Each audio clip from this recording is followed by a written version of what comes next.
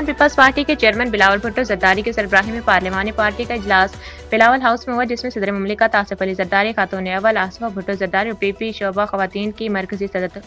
صدر پریال تالپور بھی شریک ہوئیں۔ میڈیا سیل بلاول ہاؤس سے جاری کردہ پریس ریلیز کے مطابق اجلاس میں وزیر اعلیٰ سندھ مراد علی شاہ، پی پی سندھ کے صدر نثار احمد کھوڑو سمیت تمام اراکین کابینہ اور پی پی اراکین سندھ اسمبلی شریک ہوئے۔ اجلاس سے خطاب کرتے ہوئے صدر آصف علی زرداری نے کہا کہ ہم قائد عوام شہید ذوالفقار علی بھٹو اور شہید محترمہ بے نظیر بھٹو کے مشن کو آگے لے کر بڑھ رہے ہیں۔ انہوں نے کہا کہ اس وقت جنگ کے حالات ہیں، ہمیں متحد رہنے کی ضرورت ہے۔ صدر مملکت آصف علی زرداری نے وزیر اعلیٰ مراد علی شاہ اور ان کی کابینہ پر اعتماد کا اظہار کیا اور وزیر اعظم سے مخاطب کرتے ہوئے کہا کہ آپ اور آپ کی ٹیم بہت اچھا کام کر رہی ہے، اپنے اچھے کاموں کے تسلسل کو جاری رکھیں۔ صدر مملکت آصف علی زرداری نے اراکین سندھ اسمبلی کی ہدایت دی کہ وہ عوام کی خدمت کے سلسلے کو جاری رکھیں اور مشکل حالات میں بھی عوام کو جتنا ممکن ہو سکے ریلیف دیا جائے۔